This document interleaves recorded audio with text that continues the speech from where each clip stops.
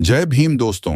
भारत में अगर किसी के नाम पर सबसे ज्यादा राजनीतिक खेल खेला जाता है तो वह हैं डॉक्टर भीमराव आम्बेडकर। हर राजनीतिक दल बहुजन समाज के वोट हासिल करने के लिए खुद को बाबा साहेब का सच्चा अनुयायी साबित करने की होड़ में लगा रहता है। लेकिन उन नेताओं का असली चेहरा क्या है जो केवल सियासी फायदे के लिए बाबा साहेब के नाम का सहारा लेते हैं? वे नेता जो उनके विचारों और उनके द्वारा रचित संविधान से मन ही मन नफरत करते हैं, उनका दोहरा चरित्र और नकली अंबेडकरवादी बनने का ढोंग देर सबेर उजागर हो ही जाता है। भारतीय जनता पार्टी भाजपा, जो बार बार दावा करती है कि वह बाबा साहेब के विचारों की रक्षक है और बहुजन समाज की सच्ची हितैषी है, आज ग्वालियर हाई कोर्ट में चल रहे विवाद में कहां खड़ी है? वहां कुछ मनुवादी और जातिवादी सोच वाले वकील बाबा साहेब की प्रतिमा स्थापना का विरोध कर रहे हैं और यह मुद्दा अब गंभीर रूप ले चुका है। ऐसे समय में वे नेता कहां हैं जो चुनावी रैलियों में बाबा साहेब के नाम पर बड़े बड़े दावे करते हैं? इस विवाद के बीच प्रधानमंत्री नरेंद्र मोदी की एक ऐसी प्रतिक्रिया सामने आई है जिसने हर किसी को स्तब्ध कर दिया है। आज हम इस मुद्दे पर विस्तार से बात करेंगे। मैं आपसे अनुरोध करता हूं कि इस संदेश को ज्यादा से ज्यादा लोगों तक पहुंचाने में हमारा साथ दें। इसके लिए आप इस वीडियो को लाइक करें, शेयर करें और हमारे चैनल को सब्सक्राइब करें। दोस्तों, ग्वालियर हाई कोर्ट में बाबा साहेब की प्रतिमा स्थापना के विरोध और प्रधानमंत्री नरेंद्र मोदी के उस ऐतिहासिक बयान पर चर्चा करने से पहले हम इस विवाद से जुड़ी कुछ अहम जानकारियां साझा करना चाहेंगे। ग्वालियर एक ऐसा शहर जो अपनी ऐतिहासिक और सांस्कृतिक विरासत के लिए जाना जाता है, आज एक बार फिर चर्चा का केंद्र बन गया है।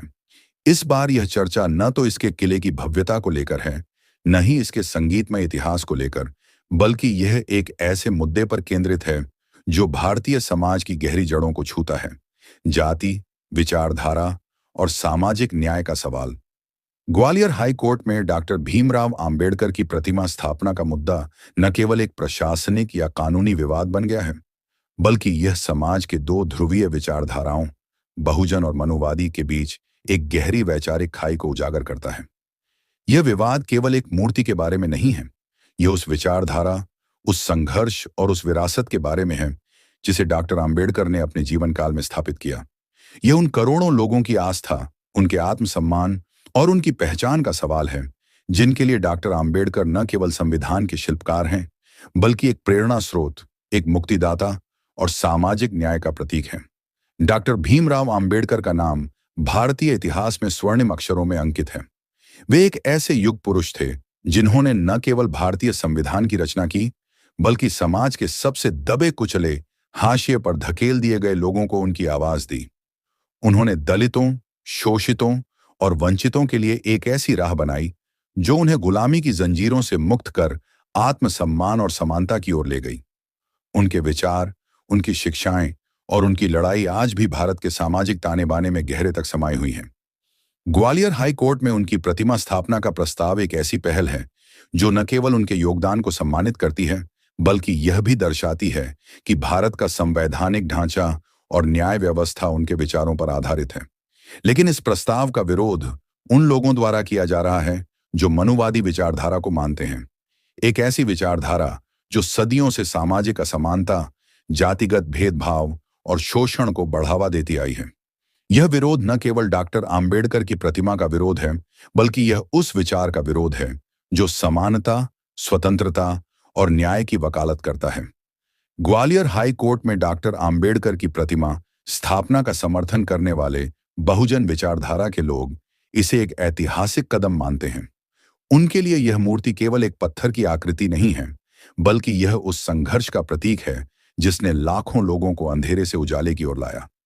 यह उस व्यक्ति का सम्मान है जिसने अस्पृश्यता, जातिगत उत्पीड़न और सामाजिक अन्याय के खिलाफ आवाज उठाई। बहुजन समाज के लिए डॉक्टर आम्बेडकर एक भगवान की तरह हैं, न केवल इसलिए कि उन्होंने संविधान लिखा, बल्कि इसलिए कि उन्होंने समाज के सबसे निचले तबके को यह विश्वास दिलाया कि वे भी सम्मान और समानता के हकदार हैं। ग्वालियर हाई कोर्ट, जो न्याय का प्रतीक है, वहां उनकी प्रतिमा स्थापित करना इस बात का प्रतीक है कि भारत का संवैधानिक ढांचा उनके विचारों पर टिका है। यह एक संदेश है कि न्याय का मंदिर वही है जहां समानता और बंधुत्व के सिद्धांतों को सर्वोच्च स्थान दिया जाता है। लेकिन इस नेक प्रस्ताव का विरोध करने वाले लोग कौन हैं? ये वे लोग हैं जो मनुवादी विचारधारा को मानते हैं, एक ऐसी विचारधारा जो मनुस्मृति जैसे ग्रंथों पर आधारित है, जो सदियों से जातिगत वर्चस्व और सामाजिक असमानता को बनाए रखने का कारण बनी है। ये लोग डॉक्टर आम्बेडकर की प्रतिमा का विरोध इसलिए नहीं कर रहे कि वे मूर्ति पूजा के खिलाफ हैं, बल्कि इसलिए कि वे उस विचारधारा के खिलाफ हैं जो डॉक्टर आम्बेडकर ने प्रतिपादित की। यह विचारधारा उनकी उस मानसिकता को चुनौती देती है जो समाज को ऊंच नीच के आधार पर बांटती लिए। डॉक्टर आम्बेडकर की प्रतिमा का विरोध करना केवल एक मूर्ति का विरोध नहीं है, यह उस क्रांतिकारी विचार का विरोध है जिसने भारत के सामाजिक ढांचे को बदलने की नींव रखी। यह विरोध उन लोगों की संकीर्ण मानसिकता को दर्शाता है जो आज भी जातिगत भेदभाव और वर्चस्व की पुरानी व्यवस्था को बनाए रखना चाहते हैं। यह विरोध उस डर का प्रतीक है जो उनके मन में है, डर के डॉक्टर आम्बेडकर के विचार आज भी उतने ही प्रासंगिक और शक्तिशाली हैं जितने वे उनके जीवन काल में थे। इस विरोध की आलोचना करना केवल एक वैचारिक बहस का हिस्सा नहीं है, यह उस अन्याय के खिलाफ आवाज उठाना है जो सदियों से भारतीय समाज में व्याप्त रहा है। डॉक्टर आम्बेडकर की प्रतिमा का विरोध करने वाले लोग न केवल एक व्यक्ति का अपमान कर रहे हैं, बल्कि वे उस संविधान का अपमान कर रहे हैं जिसने भारत को एक आधुनिक, लोकतांत्रिक और समानता पर आधारित राष्ट्र बनाने का सपना देखा। यह विरोध उनकी उस मानसिकता को दर्शाता है जो आज भी समाज को बांटना चाहती है, जो आज भी यह मानती है कि कुछ लोग दूसरों से ऊपर हैं। यह विरोध उस डर को दर्शाता है जो डॉक्टर आम्बेडकर के विचारों से उत्पन्न होता है, विचार जो कहते हैं कि हर व्यक्ति, चाहे उसकी जाति, धर्म या पृष्ठभूमि कुछ भी हो, समानता का हकदार है। जब ग्वालियर हाई कोर्ट में डॉक्टर आम्बेडकर की प्रतिमा स्थापना की बात आई तो यह उम्मीद थी कि यह कदम सभी के लिए गर्व का विषय होगा। आखिर डॉक्टर आम्बेडकर ने न केवल दलितों और शोषितों के लिए लड़ा, बल्कि उन्होंने पूरे भारत के लिए एक ऐसा संविधान बनाया जो सभी को समान अधिकार देता है। लेकिन कुछ वकीलों और मनुवादी विचारधारा के लोगों ने इस प्रस्ताव का विरोध शुरू कर दिया। कुछ ने तो इतनी हद पार कर दी कि उन्होंने महिला पुलिसकर्मियों के साथ बदतमीजी की और तिरंगे का इस्तेमाल कर माहौल खराब करने की कोशिश की। यह कितना शर्मनाक है कि जो लोग स्वयं को कानून का रक्षक कहते हैं, वे उस व्यक्ति की प्रतिमा का विरोध कर रहे हैं जिसने भारत को कानून का शासन दिया। यह कितना विडंबनापूर्ण है कि जो लोग तिरंगे का सम्मान करने का दावा करते हैं, वे उस संविधान के निर्माता का अपमान कर रहे हैं जिसके तहत वह तिरंगा लहराता है। इस विरोध के पीछे की मानसिकता को समझना जरूरी है। यह केवल एक मूर्ति का सवाल नहीं है, यह उस विचारधारा का सवाल है जो डॉक्टर आम्बेडकर ने अपने जीवन काल में लड़ी और जीती। यह उस डर का सवाल है जो मनुवादी विचारधारा के लोगों के मन में है, डर कि अगर डॉक्टर आम्बेडकर की प्रतिमा स्थापित हो गई तो यह उनके विचारों को और बल देगा। यह डर कि उनकी विचारधारा जो समानता और न्याय की बात करती है, समाज में और गहराई तक फैलेगी। यह डर कि वह व्यवस्था जो सदियों से कुछ लोगों को दूसरों पर वर्चस्व देती आई है, धीरे धीरे खत्म हो जाएगी। इस विरोध का एक और पहलू है जो और भी दुखदाई है। कुछ लोग जो स्वयं को सनातन धर्म का रक्षक कहते हैं, यह दावा करते हैं कि डॉक्टर आम्बेडकर की प्रतिमा सनातन परंपराओं के खिलाफ है। लेकिन क्या सनातन धर्म वास्तव में असमानता और भेदभाव का समर्थन करता है? सनातन धर्म जो वेदों और उपनिषदों की शिक्षाओं पर आधारित है, वह धर्म है जो सभी जीवों में एक ही आत्मा देखता है। फिर डॉक्टर आम्बेडकर की प्रतिमा का विरोध क्यों? क्या यह विरोध सनातन धर्म के नाम पर नहीं, बल्कि उस मनुवादी विचारधारा के नाम पर हो रहा है जो सनातन धर्म की मूल शिक्षाओं से भटक गई है? डॉक्टर आम्बेडकर ने स्वयं बौद्ध धर्म को अपनाया, लेकिन उन्होंने कभी भी सनातन धर्म का विरोध नहीं किया। उन्होंने केवल उस व्यवस्था का विरोध किया जो मनुष्य को मनुष्य से अलग करती थी। फिर आज उनके विचारों का विरोध क्यों? यह विरोध करने वाले लोग न केवल डॉक्टर आम्बेडकर का अपमान कर रहे हैं, बल्कि वे उन करोड़ों लोगों का अपमान कर रहे हैं जो उन्हें अपना प्रेरणा स्रोत मानते हैं। वे उन लोगों का अपमान कर रहे हैं जिन्हें डॉक्टर आम्बेडकर ने शिक्षा, संगठन और संघर्ष का मंत्र दिया। वे उन लोगों का अपमान कर रहे हैं जिन्हें डॉक्टर आम्बेडकर ने यह विश्वास दिलाया कि वे भी इस समाज का हिस्सा हैं, कि वे भी सम्मान और समानता के हकदार हैं। यह विरोध केवल एक मूर्ति का नहीं है, यह उस सपने का विरोध है जो डॉक्टर आम्बेडकर ने देखा था। एक ऐसे भारत का सपना जहां कोई भेदभाव न हो, जहां हर व्यक्ति को उसकी योग्यता के आधार पर आंका जाए, न कि उसकी जाति या पृष्ठभूमि के आधार पर। ग्वालियर हाई कोर्ट में डॉक्टर आम्बेडकर की प्रतिमा स्थापना का समर्थन करने वाले लोग केवल एक मूर्ति की स्थापना की बात नहीं कर रहे। वे उस विचारधारा की स्थापना की बात कर रहे हैं जो कहती है कि न्याय का मंदिर वही है जहां समानता और बंधुत्व के सिद्धांतों को सर्वोच्च स्थान दिया जाता है। वे उस विरासत को जीवित रखना चाहते हैं जो डॉक्टर आम्बेडकर ने छोड़ी। वे उस भारत को बनाना चाहते हैं जिसका सपना डॉक्टर आम्बेडकर ने देखा था, और इस सपने को कोई भी मनुवादी विचारधारा रोक नहीं सकती। इस विरोध का जवाब केवल तर्कों से नहीं, बल्कि उस भावना से देना होगा जो डॉक्टर आम्बेडकर के विचारों में थी। यह जवाब उस एकजुटता से देना होगा जो बहुजन समाज ने दिखाई है। यह जवाब उस विश्वास से देना होगा जो डॉक्टर आम्बेडकर ने हमें दिया, विश्वास कि हम भी इस समाज का हिस्सा हैं, कि हम भी सम्मान के हकदार हैं। ग्वालियर हाई कोर्ट में डॉक्टर आम्बेडकर की प्रतिमा स्थापित होकर रहेगी, क्योंकि यह केवल एक मूर्ति नहीं है। यह उस विचार का प्रतीक है जो भारत को एक आधुनिक, लोकतांत्रिक और समानता पर आधारित राष्ट्र बनाता है, और कोई भी मनुवादी विचारधारा इस विचार को रोक नहीं सकती। अब हम आपको प्रधानमंत्री नरेंद्र मोदी द्वारा ग्वालियर हाई कोर्ट विवाद पर किए गए ऐतिहासिक ऐलान के बारे में बताएंगे। आज जब ग्वालियर हाई कोर्ट में उनकी प्रतिमा स्थापना का मुद्दा एक बार फिर सुर्खियों में है, तो यह उम्मीद थी कि देश की सत्ताधारी पार्टी और उसके नेता, जो बार बार बाबा साहेब के नाम का जाप करते हैं, इस मुद्दे पर खुलकर बोलेंगे। लेकिन अफसोस, इस मामले में उनकी चुप्पी न केवल निराशाजनक है, बल्कि यह उस दोहरे चरित्र को उजागर करती है जो भारतीय राजनीति में गहरे तक समाया हुआ है। प्रधानमंत्री नरेंद्र मोदी ने कई मंचों से यह दावा किया है कि वे डॉक्टर आम्बेडकर के अनुयायी हैं। उन्होंने कहा है कि अगर बाबा साहेब का संघर्ष न होता तो वे स्वयं कभी प्रधानमंत्री न बन पाते। यह एक बड़ा बयान है जो न केवल उनकी व्यक्तिगत यात्रा को दर्शाता है, बल्कि यह भी स्वीकार करता है कि डॉक्टर आम्बेडकर के विचारों और संविधान ने भारत के सामाजिक और राजनीतिक ढांचे को बदल दिया। उन्होंने बाबा साहेब से जुड़े पंच तीर्थों के जीर्णोद्धार की बात की, उनके विचारों को जन जन तक पहुंचाने का वादा किया, और यह दावा किया कि उनकी पार्टी, भारतीय जनता पार्टी, भाजपा, बाबा साहेब के सम्मान के लिए प्रतिबद्ध है।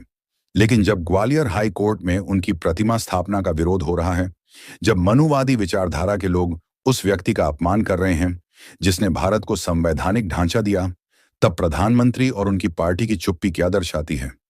यह चुप्पी केवल एक मौन नहीं है, यह एक विश्वासघात है उस विचारधारा के साथ, उस संविधान के साथ और उन करोड़ों लोगों के साथ जो बाबा साहेब को अपना मुक्तिदाता मानते हैं। यह चुप्पी उस दोहरे मापदंड को उजागर करती है जो भाजपा और उसके नेताओं की राजनीति में साफ दिखाई देता है। एक ओर वे बाबा साहेब के नाम का उपयोग वोट बैंक की राजनीति के लिए करते हैं। वे उनके सम्मान में स्मारकों का निर्माण करते हैं, उनके नाम पर योजनाएं शुरू करते हैं और सार्वजनिक मंचों पर उनकी प्रशंसा में कसीदे पढ़ते हैं। लेकिन जब उनके विचारों को वास्तव में लागू करने की बारी आती है, जब उनके सम्मान के लिए खड़े होने की जरूरत होती है, तब उनकी जुबान को लकवा मार जाता है। ग्वालियर हाई कोर्ट में डॉक्टर आम्बेडकर की प्रतिमा का विरोध करने वाले लोग केवल एक मूर्ति का विरोध नहीं कर रहे, वे उस विचारधारा का विरोध कर रहे हैं जो समानता, न्याय और बंधुत्व की बात करती है। और इस विरोध के खिलाफ सत्ताधारी पार्टी का मौन रहना इस बात का सबूत है कि उनकी प्रतिबद्धता केवल दिखावटी है, केवल सतही है। यह एक ऐसा विश्वासघात है जो उन लोगों के दिलों को चोट पहुंचाता है जो बाबा साहेब के विचारों को अपने जीवन का आधार मानते हैं। डॉक्टर आम्बेडकर का जीवन एक ऐसा यज्ञ था जिसमें उन्होंने अपने हर सांस को सामाजिक न्याय के लिए समर्पित कर दिया। उन्होंने अस्पृश्यता, जातिगत भेदभाव और सामाजिक अन्याय के खिलाफ न केवल आवाज उठाई, बल्कि एक ऐसी व्यवस्था बनाई जो हर भारतीय को बराबरी का हक देती है। संविधान का अनुच्छेद 14 जो कानून के समक्ष समानता की बात करता है, और अनुच्छेद 15 जो भेदभाव के खिलाफ सुरक्षा देता है, बाबा साहेब के उस सपने का हिस्सा हैं जिसमें कोई भी व्यक्ति उसकी जाति, धर्म या पृष्ठभूमि के आधार पर हाशिए पर न रहे। लेकिन जब ग्वालियर हाई कोर्ट में उनकी प्रतिमा का विरोध हो रहा है, जब कुछ लोग यह कह रहे हैं कि उनकी मूर्ति वहां स्थापित करना अनुचित है, तब यह केवल एक व्यक्ति का अपमान नहीं है, यह संविधान के उन सिद्धांतों का अपमान है जिन्हें बाबा साहेब ने स्थापित किया। और इस अपमान के खिलाफ चुप रहना, चाहे वह प्रधानमंत्री हों या उनकी पार्टी, एक संवैधानिक अपराध है। प्रधानमंत्री नरेंद्र मोदी ने अपने भाषणों में बार बार कहा है कि बाबा साहेब के बिना उनका सत्ता तक पहुंचना असंभव था। लेकिन यह कहना पर्याप्त नहीं है। बाबा साहेब के विचारों को केवल शब्दों में सम्मान देना उनके संघर्ष का मजाक उड़ाना है। अगर वे वास्तव में बाबा साहेब के अनुयायी हैं, तो उन्हें उस समय खड़ा होना चाहिए जब उनके विचारों पर हमला हो रहा है। उन्हें उस समय बोलना चाहिए जब उनकी प्रतिमा का अपमान हो रहा है। उन्हें उस समय नेतृत्व करना चाहिए जब मनुवादी विचारधारा के लोग उनके सपनों को कुचलने की कोशिश कर रहे हैं। लेकिन उनकी चुप्पी इस बात का सबूत है कि उनकी प्रतिबद्धता केवल एक राजनीतिक नारा है, एक ऐसा नारा जो वोटों की फसल काटने के लिए इस्तेमाल होता है। लेकिन जब असली इम्तिहान की घड़ी आती है, तो वह खोखला साबित होता है।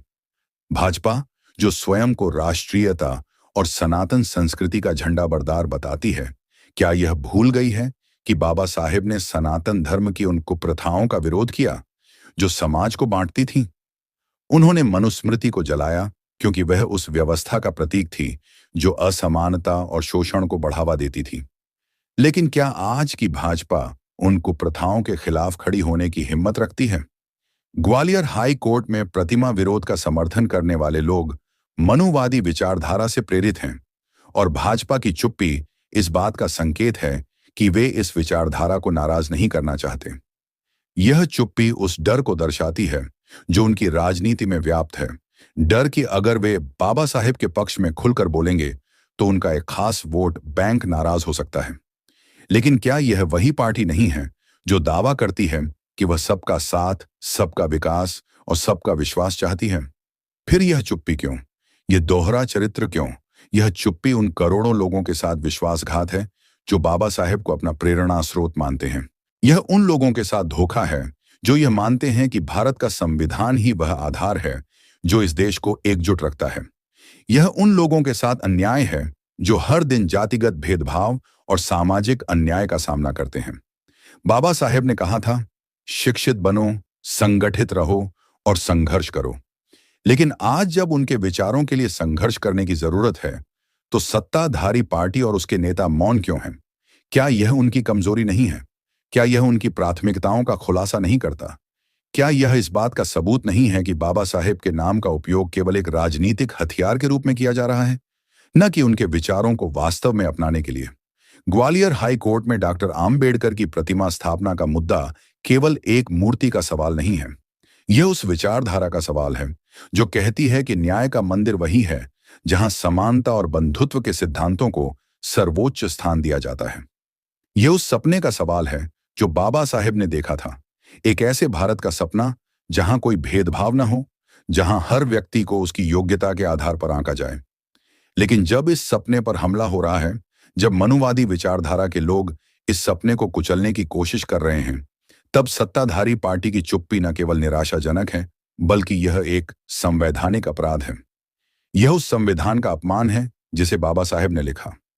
यह उस भारत का अपमान है जिसका सपना उन्होंने देखा। प्रधानमंत्री नरेंद्र मोदी और उनकी पार्टी को यह समझना होगा कि बाबा साहेब के विचारों को केवल स्मारकों और योजनाओं के नाम पर जीवित नहीं रखा जा सकता। उन्हें तब जीवित रखा जाता है जब उनके खिलाफ होने वाले अन्याय का विरोध किया जाता है। उन्हें तब जीवित रखा जाता है जब उनके विचारों को लागू करने के लिए खड़ा हुआ जाता है। ग्वालियर हाई कोर्ट में उनकी प्रतिमा का विरोध एक ऐसा मौका था जब भाजपा और उसके नेताओं को यह दिखाने का अवसर था कि वे वास्तव में बाबा साहेब के अनुयायी हैं। लेकिन उनकी चुप्पी ने यह साबित कर दिया कि उनकी प्रतिबद्धता केवल सतही है, केवल दिखावटी है। यह चुप्पी उस विश्वास को तोड़ती है जो लोग उन पर रखते हैं। यह चुप्पी उस भारत को कमजोर करती है जिसे बाबा साहेब ने बनाया था। अंत में यह कहना होगा कि बाबा साहेब के विचारों को कोई चुप्पी दबा नहीं सकती। उनकी प्रतिमा ग्वालियर हाई कोर्ट में स्थापित होकर रहेगी, क्योंकि यह केवल एक मूर्ति नहीं है। यह उस विचार का प्रतीक है जो भारत को एक आधुनिक, लोकतांत्रिक और समानता पर आधारित राष्ट्र बनाता है। और इस विचार को कोई भी सत्ताधारी पार्टी, कोई भी मनुवादी विचारधारा और कोई भी चुप्पी रोक नहीं सकती। लेकिन इस चुप्पी का जवाब देना होगा। यह जवाब उन लोगों को देना होगा जो बाबा साहेब के सपनों को जीवित रखने के लिए हर दिन संघर्ष करते हैं। यह जवाब उस संविधान को देना होगा जिसने भारत को एक नई पहचान दी, और यह जवाब उस भारत को देना होगा जो बाबा साहेब के सपनों का भारत है। दोस्तों, ये वीडियो आपको कैसा लगा हमें कमेंट में जरूर बताएं। वीडियो देखने के लिए तहे दिल से शुक्रिया।